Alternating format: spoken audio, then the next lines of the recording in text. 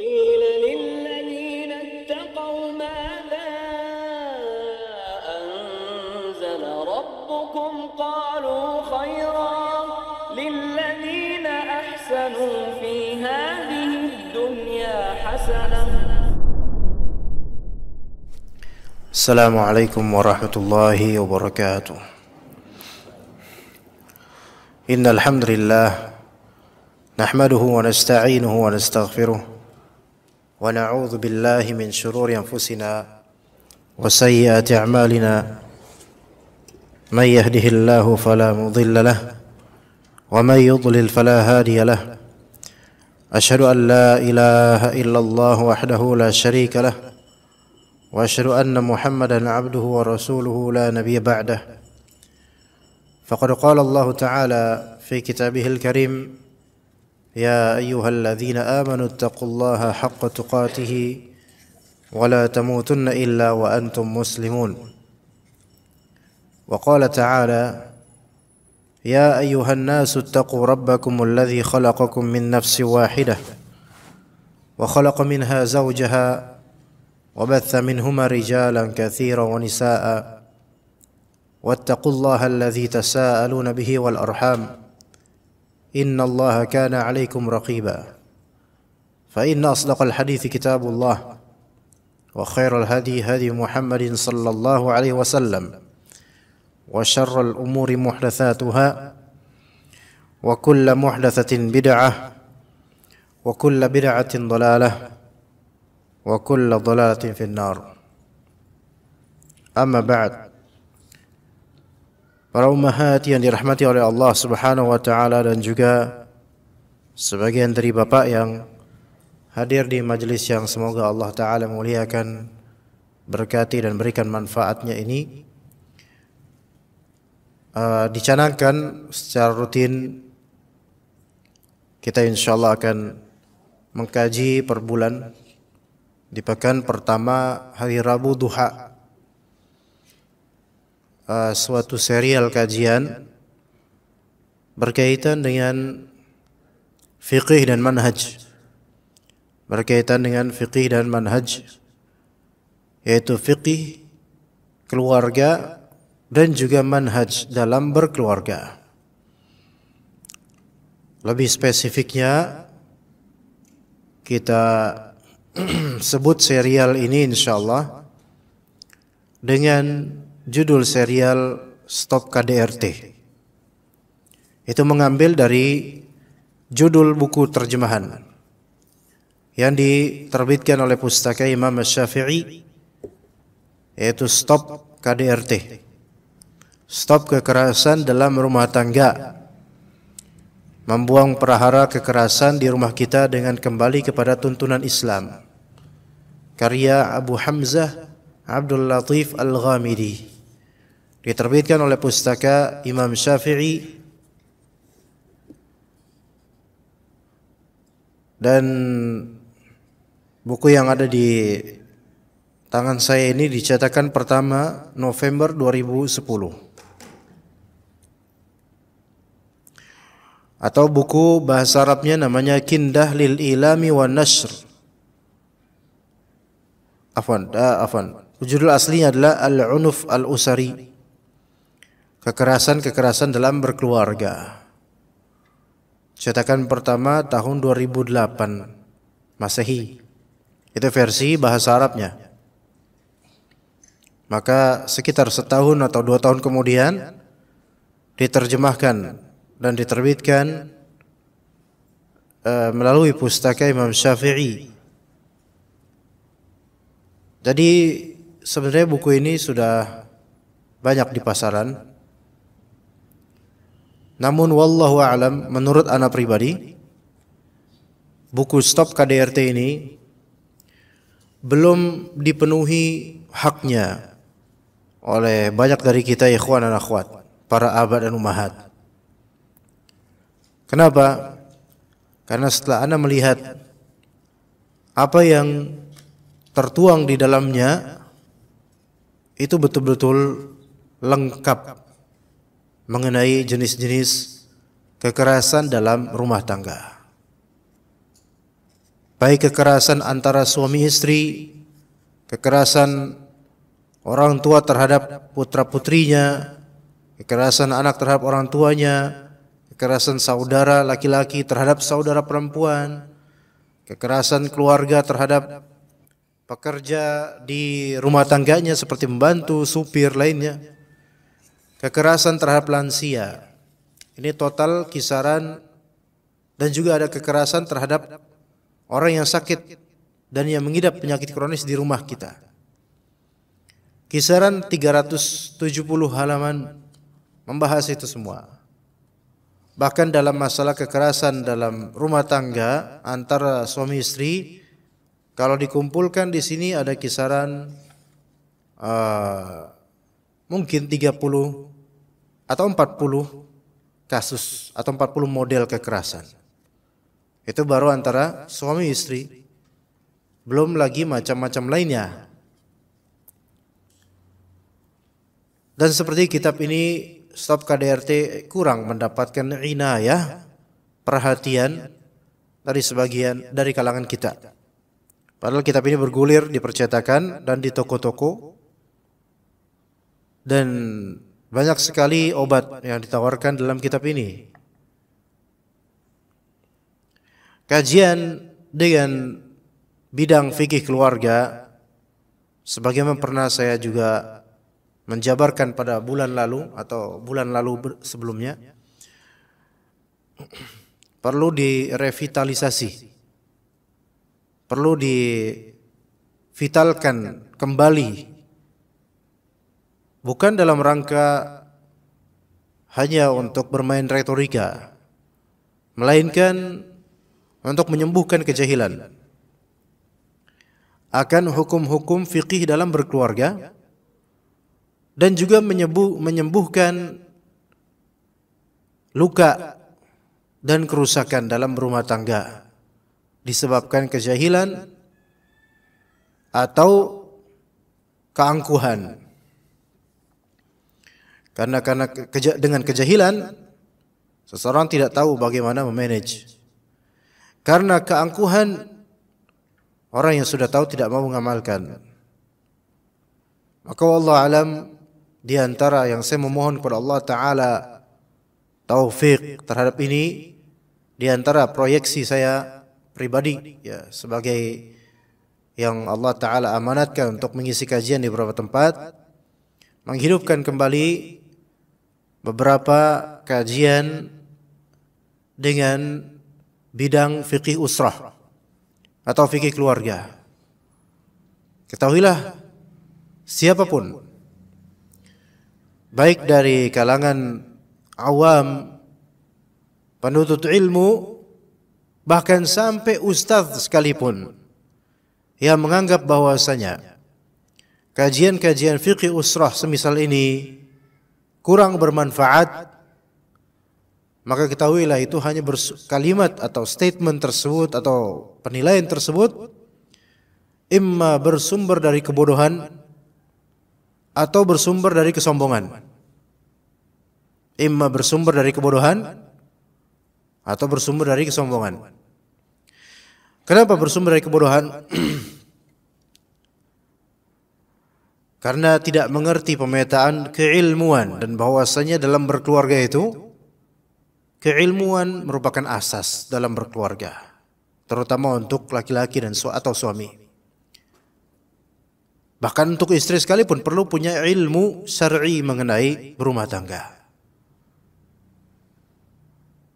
Ada pula yang menilai kajian-kajian berkaitan dengan rumah tangga itu juga mengatakan itu adalah sesuatu yang tidak perlu atau kurang, atau bahkan merendahkan dengan mungkin menjuluki bahwa saya kajian-kajian seperti ini hanya roman picisan, cinta-cintaan. Ini bisa keluar dari lisan yang arogan, kesombongan, mengira bahwasanya rumah tangga salafiyin itu semuanya akur, bahwa kalau sudah ngaji manhaj maka pasti nggak ada problem di rumah tangganya. merasa kalau sudah akidah tauhid, tauhid demi tauhid, rumah tangganya enak dah. Tidak ada problem. Istrinya solehah, calon bidadari surga, dan putra-putrinya calon pemberi mahkota. Dah khalas, karena apa? Sudah ngaji manhaj dan akidah. Kemudian mengunderestimate, merendahkan kajian-kajian yang menjabarkan how to make family. Bagaimana cara membuat keluarga. Bagaimana cara melayani keluarga. Dan bahkan menjuluki sebagian dari duat atau da'i kita yang sedikit atau banyak punya konsentrasi di masalah keluarga dengan dai-dai tukang cinta dan sepertinya. Ingat bahwasanya kerusakan muda-mudi kita itu banyak di masalah manajemen cinta terhadap lawan jenis. Dan kerusakan anak-anak pun banyak berawal dari keretakan hubungan ayah dan ibunya. Dan kerusakan suami di pekerjaannya, di muamalahnya, banyak juga berasal dari buruknya treatment istri terhadapnya. Juga kerusakan seorang istri dalam muamalah terhadap sesama perempuan maupun muamalah terhadap ikhwan, itu disebabkan kurang baiknya treatment suaminya ke dirinya. Jadi sebenarnya ikhwan dan ummahat ini terutama, kajian fikih keluarga itu merupakan salah satu track terbesar untuk islah al-mujtama', untuk membenahi sosial. Bahkan lebih vital daripada ilmu sosiologi yang disebut ilmu sosial. Dan betapa negara ini tidak akan terwujud syar'i kecuali terhimpun di dalamnya, penuh di dalamnya negara-negara kecil yang syar'i, yaitu keluarga-keluarga yang berbasis ilmu syariah dan mentanfidz atau merealisasikan ilmu syar'i dalam berkeluarga. Maka jika ada yang mengatakan, untuk apa kita belajar fikih jual beli, toh kita sudah bertauhid, maka ini kebodohan, kejahilan. Bahkan jahil akan jual beli, bahkan jahil pula akan tauhid, karena jual beli pun tetap ada kaitannya dengan tauhid. Juga mengatakan bahwasanya membahas tentang masalah keluarga itu tidak begitu penting. Lebih penting, yang penting kita ngaji tauhid. Dan ini jahil tentang masalah keluarga pun jahil tentang tauhid. Orang yang berilmu tauhid betul-betul, maka dia akan menganggap bahwasanya fikih tentang keluarga ini pun terdapat dalam Al-Quran dan As-Sunnah, dan juga ada manajemen wahyu terhadapnya. Berarti ilmu-ilmu ini tidak ada yang remeh. Bahkan bagaimana mungkin kita bisa membina masa depan yang baik di dunia dan akhirat kecuali dengan apa? Memperbaiki juga rumah tangganya, tentu dengan tauhid dan dengan fikihnya. Lalu kalau memang tujuan kita, goal achievement kita adalah ridha Allah, maka ketahuilah apa kata Rasul sallallahu alaihi wasallam, ridha Rabbi fi ridhal walidain wa sakhatuhu fi sakhatil walidain. Ridhonya Allah di ridho kedua orang tua, murkanya Allah di murkanya kedua orang tua, keluarga. Itu kita cari ridho Allah katanya. Kalau kita cari surga, maka apa kata Allah? Jannatu adni yadkhulunaha wa man salaha min abaihim wa azwajihim wa dhurriyyatihim. Surga jannah Aden yang mereka memasukinya beserta pula dengan nenek moyang mereka, kakek, nenek, bapak, ibu. Wa azwajihim, dan pasangan-pasangan mereka. Wa dzurriyyatihim, putra-putri mereka dan anak cucu mereka. Keluarga masuk surga. Berarti kalau memang tujuan kita masuk surga, ketahuilah bahwasanya dituntut pula kita untuk bersama-sama masuk surga, bukan hanya sendiri doang, keluarga biarin. Enggak. Kalau kita menghindari neraka, tujuan kita ridha Allah, masuk surga, terhindar dari neraka. Kalau kita ingin terhindar dari neraka, apa kata Allah Subhanahu wa taala? Qu anfusakum wa ahlikum nara. Jagalah diri kalian dan keluarga kalian dari api neraka. Sekarang kalau kita mengajar ilmu tauhid, tujuannya apa? Supaya dapat ridha Allah, supaya masuk surga dan terhindar dari neraka. Dan ketiganya itu Allah kaitkan dalam beberapa ayat dan juga dalam beberapa hadis dengan kekeluargaan. Maka orang yang mengatakan bahwasanya kita nggak perlu banyak-banyak atau kita nggak perlulah membahas masalah keluarga, cukup nanti kalau ada masalah baru datang ke ustadz cari fatwanya. Nggak perlu kita memapankan ilmu tentang fikih keluarga. Maka ini adalah kebodohan. Imma ini kebodohan, imma ini kesombongan. Ya, sebagaimana tadi telah kita utarakan. Kemudian jemaah sekalian, ummahat dan juga para bapak sekalian rahimakumullah, berkali-kali ana pribadi mendapatkan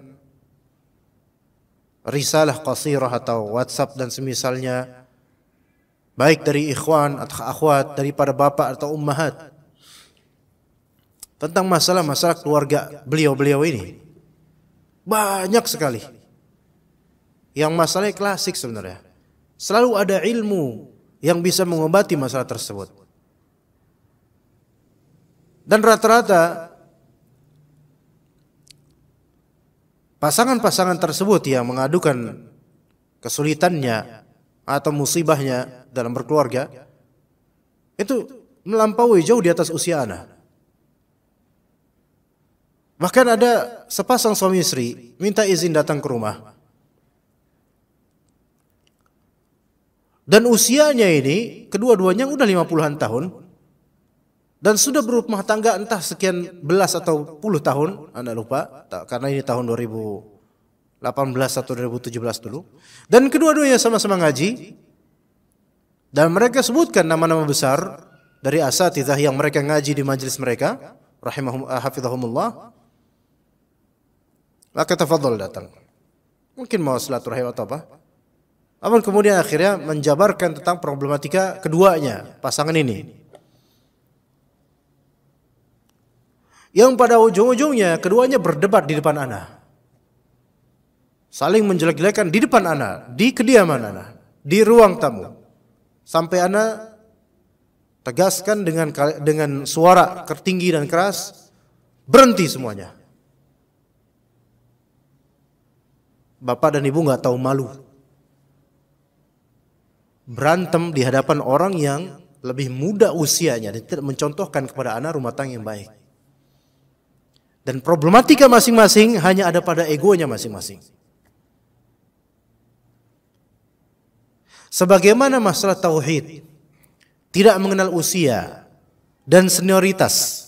Kadang ketergelinciran seseorang dalam masalah tauhid bisa aja menimpa orang yang sudah tua. Begitu pula dengan masalah ketergelinciran dalam fikih keluarga.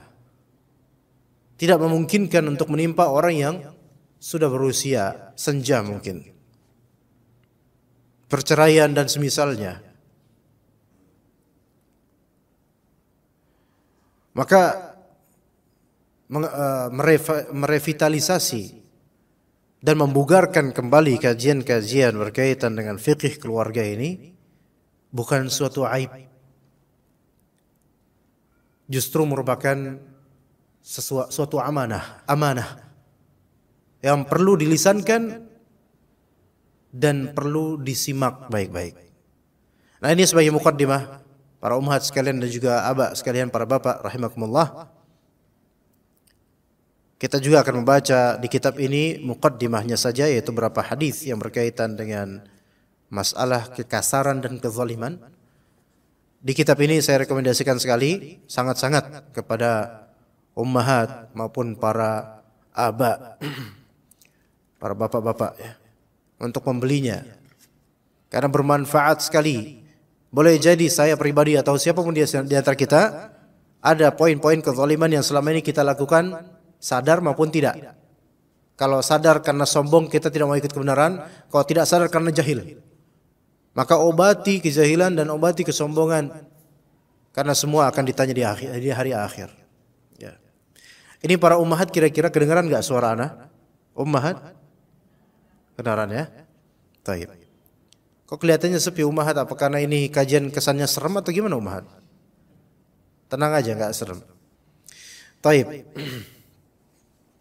Ada beberapa, ada di muqaddimah ada banyak sekali kalimat-kalimat yang sebenarnya itu hanya muqaddimah yang retoris. Jadi tidak perlu kita memperbanyak membacanya. Intinya hanya menjabarkan tentang kepiluan demi kepiluan dalam berumah tangga yang terjadi baik di masyarakat Arab maupun dimanapun ya dari kaum muslimin. Kita enggak melihat bagaimana orang kafir, itu urusan mereka. Tapi kita lihat kaum muslimin, islah al-mujtama' al-muslimin, islah al-mujtama' al-islami, yaitu kita berusaha membenahi masyarakat muslim terutama ahlu sunnah. Ya, terutama ahlu sunnah, salafiyun. Karena ekspektasi orang kepada salafiyun itu lebih besar dibandingkan ekspektasi orang kepada masyarakat awam pada umumnya. Karena orang-orang salafi itu menjadi pusat perhatian di banyak tempat. Kalau keluarganya hancur-hancuran, jadi bahan omongan. Kalau keluarganya sukses, bisa menjadi tuntunan. Oh iya, ternyata emang hebat itu keluarga ya. Memang pakaiannya beda sama kita, tapi ternyata sukses berhasil mendidik anak-anaknya, mengakurkan pasangannya dan seterusnya. Ya. Ikhwas sekalian dan ummahat dan akhwat, akan disebutkan di sini hadis-hadis dalam muqaddimah. Ya, insyaallah semuanya berfaedah. Ada dari Abdullah bin Amr radhiyallahu anhuma, beliau berkata bahwasanya Rasulullah sallallahu alaihi wasallam bersabda, "Al-muslimu man salima al-muslimuna min lisanihi wa yadihi, wal muhajiru man hajara ma nahallahu an." Muslim sejati, muslim yang hakiki betul-betul adalah yang orang-orang muslim lainnya selamat dari lidah dan tangannya. Muslim sejati adalah yang orang muslim lainnya selamat dari lidah dan tangannya. Dua hal, lidah dan tangan, lidah dan kelakuan. Apa korelasinya dengan KDRT? Korelasinya banyak dari KDRT memang mulanya dari lisan dan ringannya tangan, bukan sedekah, bukan infak, tapi ringan tangan untuk memukul. Itu berawal dari itu. Maka siapa yang lisannya ringan untuk mencela pasangannya, maka sungguh dia melanggar hadis ini. Dan dia bukan seorang muslim yang taat atau bukan seorang muslim yang sejati dengan keislamannya. Dengan lisannya dia menyakiti pasangannya.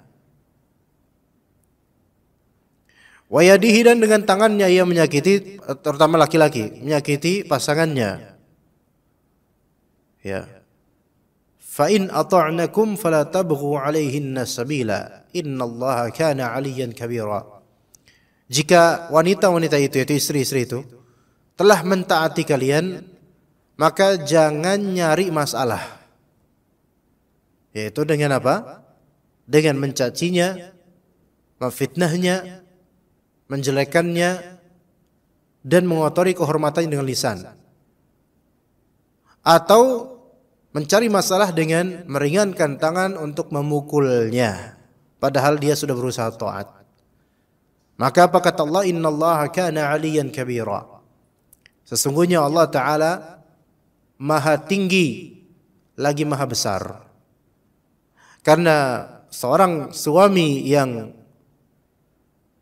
melepaskan dan melontarkan buah lisan yang busuk kepada istrinya tanpa hak, maka dia merasa superior dan arogan. Dan yang mudah melemparkan buah tangannya yang zalim, itu karena merasa tinggi dan merasa besar, merasa berkuasa. Maka Allah katakan untuk yang seperti ini, innallaha kana 'aliyan kabira. Sesungguhnya Allah Ta'ala maha tinggi, lagi maha besar. Jadi ada Allah Ta'ala yang akan menghukumnya orang seperti ini. Kalau misalnya dalam hadis, Muslim sejati adalah yang kaum muslimin lainnya selamat dari lidah dan tangannya, maka itu hak keumuman kaum muslimin agar kaum muslimin selamat dari buah negatif lisan dan buah negatif tangan kita. Maka apalah lagi jika yang umum itu harus selamat dari keburukan kita, apalagi dengan orang yang terdekat. Yaitu siapa? Pasangan kita, terutama untuk laki-laki istri kita. Maka perlu mendapatkan treatment positif yang lebih. Perlu mendapatkan pemuliaan yang lebih. Kemudian, wal muhajiru man hajara ma nahallahu anhu. Yang disebut muhajir, orang yang hijrah adalah orang yang meninggalkan apa yang Allah larang. Apa yang meninggalkan? Orang yang betul-betul hijrah secara hakiki adalah yang meninggalkan apa yang Allah larang. Dan Allah Subhanahu wa taala melarang berbuat zalim, terutama terhadap pasangan, anak. Ya. Kata Allah Subhanahu wa taala dalam sebuah hadis qudsi, Inni haramtu zulma ala nafsi. Inni haramtu zulma ala nafsi fala tazalamu. Sesungguhnya aku mengharamkan kezaliman pada dirimu, maka janganlah kalian saling menzalimi. Dalam hadis lain Nabi sallallahu alaihi wasallam, "Az-zulmu zulumatun yaumal qiyamah." Kezaliman adalah kegelapan-kegelapan di hari kiamat. Kata Allah Subhanahu wa taala, "Innallaha la yadhlimu mithqala dzarrah." Sesungguhnya Allah Taala tidak akan berbuat zalim sedikit apapun. Kata Allah Subhanahu wa taala, "Wala yuzlamuna naqira." Dalam ayat lain, "Wala yuzlamuna fatila." Mereka tidak akan dizalimi oleh Allah sedikit pun, hatta orang kafir, tidak akan Allah zalimi. Maka ayat-ayat ini, nas-nas ini menunjukkan bahwasanya kezaliman itu haram dalam Islam.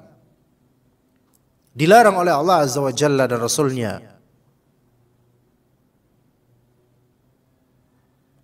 Maka kalau misalnya hijrah, klaimnya sudah hijrah. Udah hijrah belum? Oh dia udah hijrah, anak udah hijrah, dan seterusnya dia kalam-kalam label hijrah. Tetapi masih berbuat zalim kepada pasangannya atau anaknya atau orang lain, maka ketahuilah bahwasanya yang seperti ini belum sepenuhnya hijrah. Ya, melainkan masih ada ruhnya atau serpihan ruhnya yang bermukim di sikap-sikap jahiliyah. Ya, jadi kezaliman wajib dihindari. Maka barang siapa bertamadi atau terus menerus dalam kezaliman, maka dia belum berhijrah. Jadi jangan kita cuma melihat hijrah itu dari penampilan semata. Dulu fulan yang musisi lah, atau dulunya fulan pengamen lah, atau dulunya fulan orang mujrim, orang jahat lah. Sekarang alhamdulillah, sekarang sudah pakai baju kurta, celana cingkrang, peci salafi dan seterusnya. Khalas, itu sudah hijrah. Hijrah secara mazhar, hijrah secara penampilan. Ahsan, bagus. Tetapi masih banyak poin-poin yang harus kita benahi. Kalau sudah betul-betul baik penampilannya, namun kemudian berbuat zalim kepada istrinya atau suaminya, berbuat zalim kepada anaknya, berbuat zalim dalam bermuamalah, curang dalam bermuamalah, hutang tidak bayar-bayar, maka semua ini zalim. Belum hijrah. Belum hijrah sepenuhnya, walaupun dia hijrah di sebagian poin. Jangan cuma barometer hijrah itu yang penting sudah ngaji. Itu belum cukup. Atau yang penting sudah pakai baju kurta dan gamis, itu belum cukup. Bahkan itu malah justru khawatirnya hijrah ala munafik. Kalau cuma memperlihatkan masalah pakaian saja. Maka apa bedanya dengan Abdullah bin Ubay bin Salul? Dengan hijrahnya dalam artian masuk Islam, dari penampilan dan kebersamaan bersama orang Islam, tetapi dari lisan dan perbuatan bersama orang-orang selain Islam. Maka begitu ya, umat sekalian dan ikhwan dan para bapak. Dari Abu Hurairah radhiyallahu anhu, beliau berkata bahwa Rasulullah SAW bersabda, "Al-muslimu man salimal muslimuna min lisanihi wa yadihi, wal mu'minu man aminahun nasu ala dimaihim wa amwalihim." Muslim sejati adalah yang kaum muslimin lainnya selamat dari lidah dan tangannya. Ini sudah tadi. Dan mukmin sejati, orang beriman yang sejati, yaitu yang manusia merasa aman atas darah dan harta mereka dari dirinya. Yaitu bagaimana kita mengetahui seberapa berimannya kita. Di antara treknya adalah, caranya adalah, apakah teman-teman kita, apakah keluarga kita itu merasa aman darah dan harta mereka dari kelakuan kita. Kalau mereka merasa aman terhadap diri kita, maka alhamdulillah ini ada simbol keimanan terwujud pada diri kita. Ya. Tapi kalau orang belum merasa aman, baik dari segi darah ataupun dari segi harta mereka, dengan keberadaan kita belum aman, mereka belum aman, belum percaya sama kita, maka kemungkinan iman kita yang kurang karena kelakuan kita. Ya. Kemudian dari Fudalah bin Ubaid radhiyallahu an, beliau berkata bahwasanya Rasulullah SAW bersabda, "Al-mu'minu man aminahu an-nasu ala amwalihim wa anfusihim, wal muhajiru man hajaral khataya wadh-dhunub." Mukmin sejati yaitu yang manusia merasa aman atas harta dan jiwa mereka dari dirinya. Dan yang disebut muhajir adalah orang yang meninggalkan semua kesalahan dan dosa. Ini sama seperti yang sebelumnya. Lanjut, kemudian dari Abu Sa'id Al-Khudri radhiyallahu an, beliau berkata Rasulullah SAW bersabda, "Afdalun nasi mu'minun yujahidu binafsihi wa malihi fi sabilillah, thumma mu'minun fi sya'bin min asy-syi'abi ya'taqillah wa yad'un nasa min syarrih." Sebaik-baik manusia adalah orang mukmin yang berjihad di jalan Allah dengan jiwa dan hartanya. Ya, dengan jiwa dan hartanya. Kemudian mukmin yang tinggal di suatu bukit, dia tinggal di suatu bukit. Kenapa? Di bukit dia tinggal, menyendiri. Ia bertakwa kepada Allah dan meninggalkan orang-orang, meninggalkan kerumunan masyarakat. Supaya apa? Agar kerumunan masyarakat terhindar dari keburukan dirinya. Lihat, dia merasa dirinya itu, dia khawatir kalau orang-orang itu terlukai dengan keburukan dirinya. Jadi dia merasa dia punya kekurangan, mungkin di lisannya atau di kelakuannya, sehingga kemudian dia menghindari orang-orang, khawatir dia mendulang dosa dengan keceplosan lisan dan buruknya kelakuan. Tapi tentu ini bukan menjadi dalih supaya kita tidak bergaul, bukan. Artinya adalah jika kita ini mulai punya kesempatan untuk ngeprank atau nyakitin orang, semampu mungkin kita hindari itu. Semampu mungkin kita hindari itu. Dari Abu Dzar Al-Ghifari radhiyallahu anhu, beliau berkata, Rasulullah SAW bersabda, "Takuffu syarraka 'anil nas, fa innaha shadaqatun minka 'ala nafsik." Ternyata ada suatu sedekah,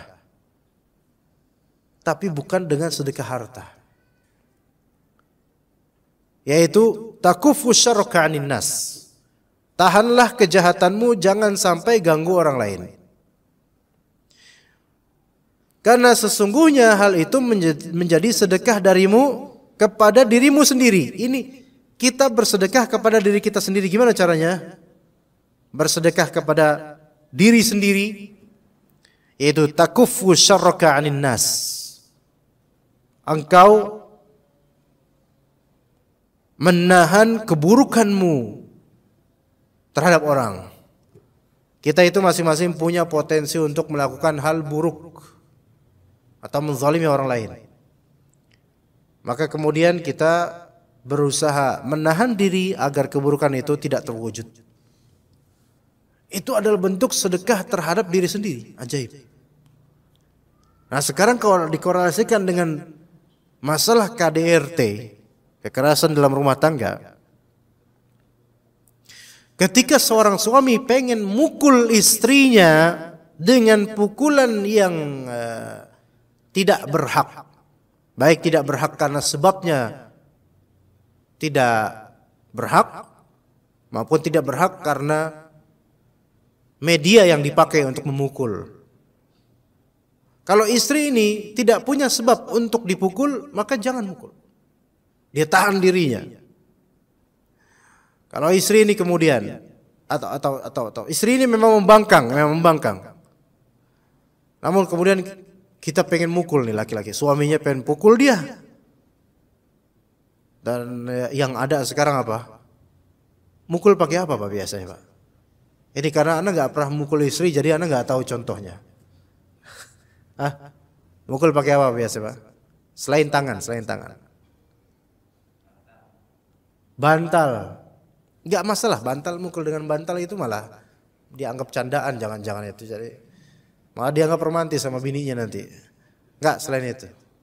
Jangan mukul dengan bantal, dengan guling, dengan cipratan air, itu mah dikira main-main nanti. Enggak, emang istri ini membangkang, suami emosi kemudian. Mukul pakai galon. Gimana? Bukan, kalau galon yang berisi air masih full ya berat, nggak bisa. Mukul pakai galon yang kosong. Apakah itu termasuk pukulan yang layak buat istri atau tidak? Ajibu, tolong dijawab para bapak sekalian. Memukul bini dengan galon kosong. Apakah itu termasuk pukulan yang buruk atau tidak? Itu termasuk pukulan yang zalim. Yang kosong aja ya zalim, apalagi kalau ada isinya. Nah ini lebih zalim lagi. Ya lebih-lebih kalau kemudian dipukulnya pakai tabung gas. Ini lebih-lebih lagi. Ini bukan mukul ini. Ini mempercepat ke alam barzakh namanya. Ya yang seperti ini tentu tidak boleh. Ya.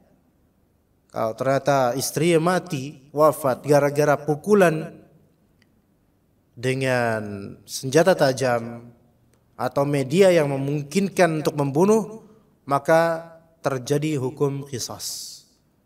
Na'udzubillah min dzalik. Ya. Nah, ketika suami itu pengen mukul misalnya dengan benda yang atau media yang tidak diperbolehkan dalam Islam, yaitu benda-benda yang memungkinkan untuk melukai. Nah, itu definisinya tuh. Benda-benda yang memungkinkan untuk melukai fisik, maka itu tidak boleh dijadikan media memukul istri. Apakah memukul istri boleh? Asalnya haram, kecuali jika sudah terwujud pembolehan, yaitu kata Allah Subhanahu wa taala, ya. Wallati takhafuna nushuzahunna fa'idhuhunna wahjuruhunna fil madaji'i wadribuhun. Dan jika kalian mengkhawatirkan syiqaq atau nusyuz, yaitu meningginya istri, membangkangnya istri, maka berikan mau'izah, fa'idhuhunna, itu step pertama. Enggak bisa, maka pisah ranjang.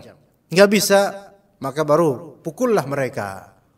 Tapi dengan media yang tidak memiliki posibilitas untuk menyakiti atau melukai. Ya. Memukul dengan galon itu melukai. Apalagi kalau dia yang pukul adalah kepala. Memang sih cuma gitu doang, paling punya dong gitu dah selesai. Tapi kan kita tidak tahu, kepala perempuan mungkin kan Saya nggak tahu, belum pernah mukul kepala perempuan. Ya. Bagaimana kalau misalnya medianya itu bukan hanya melukai, tapi ada posibilitas membunuh, atau posibilitas memang melukai membunuh. Ya seperti di Tiban pakai tadi apa namanya? Apa tuh? Yang dibawa gini tadi apa namanya? Gas, tabung gas misalnya. Ini bisa membunuh ini. Atau dilempar pakai pisau. Na'udzubillah min dzalik. Ini bisa membunuh. Kalau terjadi kemudian kecacatan karena itu, maka terjadi hukum qisas. Suami juga layak untuk diperlakukan serupa nanti dihukum qisas. Ya. Begitu. Maka tahanlah kejahatanmu, takuffu syarraka 'anil nas, jangan sampai menyakiti orang lain. Maka bentuk menahan ini merupakan sedekah dirimu kepada dirimu sendiri. Ya. Kadangkala dikatakan di kitab, kadangkala seorang mukmin diajak oleh jiwa ammarah bisu, ya. Jiwa buruknya, diajak oleh jiwa buruknya untuk melakukan balas dendam. Menggoyahkannya untuk melakukan tindakan kekerasan dan kejahatan, serta menghiasinya untuk bertindak semena-mena terhadap sebagian orang. Akan tetapi semua itu bisa dibendung oleh keimanannya dia kepada Allah, dicegah oleh keyakinannya bahwasanya ia akan menuai pembalasan pada hari nanti, dan dihalangi oleh ketakutannya terhadap siksa api neraka antara dirinya dengan hawa nafsunya nanti. Jadi betapa nikmatnya mempunyai pasangan yang bertakwa dan sering ingat Allah. Bukan sebatas penampilannya saja seperti salafiyin. Enggak cukup kalau cuma melihat ngaji di mana. Maka dalam ikhtiar mencari pasangan, memang boleh di antara kriterianya udah ngaji. Boleh, bagus. Dan udah ngaji di mana dulu gitu kan? Oh, saya ngaji dengan ustaz, dan pasti disebutkan di kriterianya di CV-nya disebutkan ustaz-ustaz besar biasanya itu. Maka kita katakan bahwa itu tidak menjamin. Karena yang pasti itu yang menulis CV tersebut bukan produk hasil didikan ustaz-ustaz tersebut, tapi hanya nyimak atau ikut di majelisnya, dan itu pun di antara ratusan dari audiens. Yang mana itu tidak menjamin keterdidikannya. Tapi ada mungkin dia mau menuju sunnah, alhamdulillah. Tapi jangan pastikan bahwasanya dia baik begitu saja. Ya. Dilihat dari akhlaknya kemudian. Makanya dalam hadis Nabi SAW, jika datang kepadamu seorang yang kamu ridhoi agamanya dan akhlaknya, dan tidak disebutkan secara rinci dalam hadis dia berguru pada siapa. Dalam artian berguru pada siapa itu mungkin penguat, tapi bukan barometer satu-satunya. Begitu ya ikhwan. Dan ummahat, ya, yang memiliki putra atau putri, itu memang penguat, tapi bukan barometer satu-satunya, atau bukan barometer paling terkuat, bahkan bukan. Ikhwan. Bukankah pernah mendengar kita ada seorang ikhwan yang hidungnya terlalu belang, kemudian sudah menikahi sekian banyak akhwat, dan setiap dia melamar atau mendulang atau menjabarkan CV-nya, mengaku bahwasanya dia ini muridnya Ustaz Fulan, sehingga akhwat-akhwat ini kemudian terperdaya dengannya.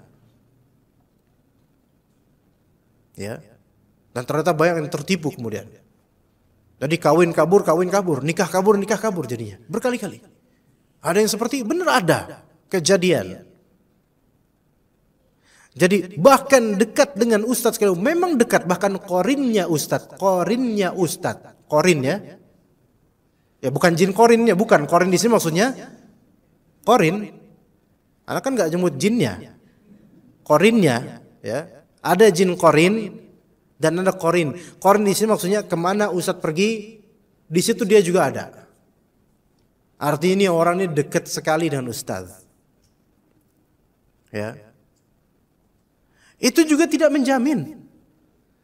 Bahkan ustadz sendiri nggak menjamin. Maksudnya bahkan ustadz sendiri, keustadzan seseorang tidak menjamin. Artinya dalam zaman seperti ini, ya, jangan cuma melihat status, gitu. Karena oh karena dia ustadz pasti dia nggak bakal keras sama istrinya. Belum tentu. Tidak, ada juga yang kemudian ustadz yang nikah cerai karena istrinya nggak tahan dengannya. Karena ringan tangan, bukan ringan memberi. Ya, bukan ringan memberi nafkah, bukan. Tapi ringan memberi sesuatu, memberi pukulan. Jadi itu bukan jaminan. Baik status keustadzan, status qorinya ustadz, apalagi jin qorinya ustadz, lebih ngeri lagi itu. Dan status muridnya ustadz dan seterusnya itu pernak-pernik, itu mukammilat, penyempurna saja. Bukan sebagai asas. Karena kejadian demi kejadian, cerita demi cerita itu banyak berseliweran tentang ini. Ya. Melainkan barometernya apa? Ketakwaan dia. Dan itu bisa dilihat dari muamalah dia. Bagaimana cara mengetahui muamalah dia? Bisa dilihat dari sikapnya ketika datang, bisa. Bisa dilihat dari ucapan kisah teman-teman dekatnya yang tidak direncanakan. Tanya aja ke teman-teman dekatnya. Bahkan itu lebih powerful nilainya dibandingkan dengan apa? Sebatas CV. Karena CV itu pasti yang baik-baik kan yang ditampilkan. Nggak ada kemudian di Biro Jodoh Sunnah, di Biro Jodoh Ahlus Sunnah Sukmajaya Depok misalnya. Kalau ada apa enggak ada nggak tahu, ini anak ngarang aja. Kalau ada masya Allah ya. Kemudian ada terkumpul CV, ya mau mencari pasangan ahlu sunnah baik ikhwan atau akhwat. Nggak ada di CV tersebut kemudian oh berguru pada siapa, ustadz siapa. Nggak mungkin ditulis Idrus Ramli misalnya, nggak mungkin. Nggak mungkin. Ya. Nggak mungkin. Tokoh idola siapa? Mesti Nabi Muhammad SAW, para sahabat, Syekh Fulan. Nggak ada tokoh idola siapa? Ken Dedes, Ken Arok, nggak ada. Pasti yang baik-baik yang dituturkan, ya ikhwan. Makanya perlu adanya apa? Perlu adanya ta'aruf. Ya, kita nggak sedang berbicara tentang fikih nikah. Tetapi sebagian dari ikhwan dan akhwat yang bermasalah rumah tangganya, sebabnya apa? Muqassir dalam masalah ini. Kurang ketika, kurang mikir, kurang mempertimbangkan, kurang melihat, kurang menilai ketika dalam proses menuju pernikahan, kurang mendengar masukan-masukan dari sebagian teman. Akhi jangan sama fulan, atau akhi jangan sama fulanah. Kenapa? Begini-begini, apa buktinya? Ada buktinya. Oh, masya Allah ini pertimbangan nih, bagus. Jazakallah khair. Makanya melaporkan keburukan seseorang dalam masalah ta'aruf itu suatu hajat yang diperbolehkan, bukan termasuk ghibah yang dilarang. Kalau ada yang bertanya kepada antum, akhwat misalnya bertanya pada bapak-bapak nih, ya, ini anda mulai mempertimbangkan ada bapak-bapak nih. Tadi hampir nggak ada, sekarang alhamdulillah mulai ada. Nah, misalnya, Pak, saya mau nikah dengan fulanah. Bapak kan kenal fulanah. Menurut bapak gimana? Oh, fulanah itu kebaikannya ada, tapi keburukannya begini-begini. Boleh kasih tahu keburukannya. Boleh. Tapi keburukannya yang berpengaruh nanti ke rumah tangganya. Ya, bukan keburukan yang tidak berpengaruh ke rumah tangganya, bukan. Keburukan yang berpengaruh pada rumah tangganya kelak gitu loh. Kalau keburukan itu tidak berpengaruh kayak dulu waktu SD dia pernah nggak naik kelas 3 kali, nggak ada urusan itu. Itu biarin aja itu. Ya, yang ada pengaruh ke rumah tangga kelak misalnya dia itu terkenal ngadu domba, nah, misalnya. Nah baru itu kasih tahu. Ini Pak akhwat ini terkenal ngadu domba. Atau kadang-kadang ikhwan ada yang ngadu domba. Ukhti antum anak ukhti anti anak kasih tahu. Fulan ini memang penampilannya udah paling sunnah, bahkan ustadz aja kalah nyunnah daripada dia. Tetapi urusan lisan ini mengadu domba. Gitu, ukhti, ittaqillah, hati-hati dengan fulan. Jangan sama fulan. Mending sama saya aja, gitu kan tidak. Kita emang lo maunya kayak gitu, ya. Ya, jangan sama fulan. Dia sudah masyhur seperti itu. Banyak ikhwan tercerai-berai gara-gara buah lisannya. Akhirnya ya hati-hati. Ya. Atau fulan itu keras, mutasyaddid. Lihat bagaimana Rasulullah SAW, ya,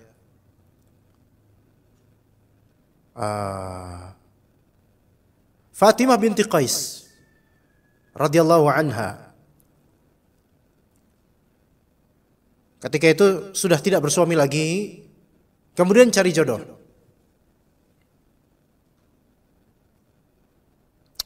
Dan ada yang mengkhidbahnya kemudian, Muawiyah bin Abi Sufyan, dan kalau tidak salah satunya Abu Talhah.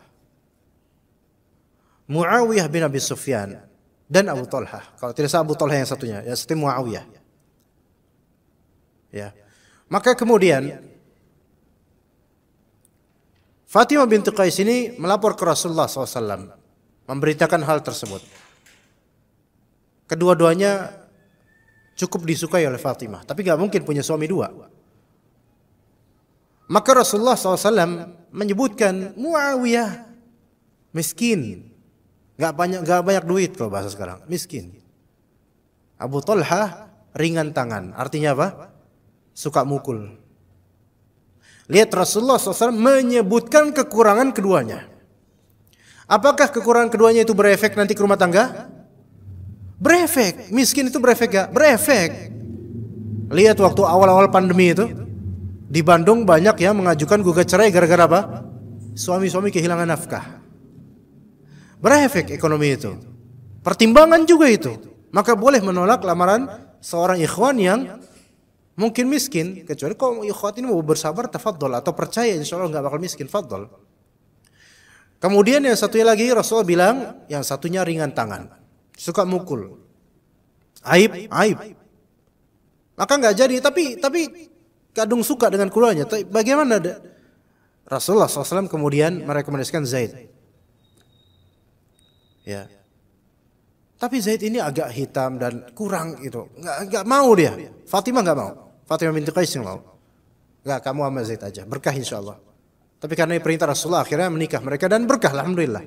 Artinya di sini, ummahat sekalian, banyak keburukan atau kekerasan, kejahatan, semena-menanya sebagian suami, ya, itu diawali dari apa? Tidak hati-hati dalam mencari jodoh. Ya. Tapi kalau dapat suami yang akhlaknya bagus, agamanya bagus, akhlaknya bagus, terlihat bagus, dan kata orang-orang juga dia baik, alhamdulillah, rekomendasi orang-orang, maka insya Allah yang seperti ini bisa dibendung. Kalau dia punya keburukan, bisa dibendung oleh keimanan dia kepada Allah. Dan ini enggak kenal dia mau ustadz, mau talibul ilm, mau awam atau enggak. Tapi kalau dia bertakwa kepada Allah, dia yakin kepada Allah, tauhidnya baik, dan dia takut akan azab Allah, maka insya Allah yang seperti ini enggak menzalimi pasangannya. Dari sinilah, dari ketakwaan ini, api fitnah menjadi tajam, api fitnah menjadi padam, badai dendam menjadi reda, dan keimanannya dapat menghilangkan angkara murka dari dalam dada.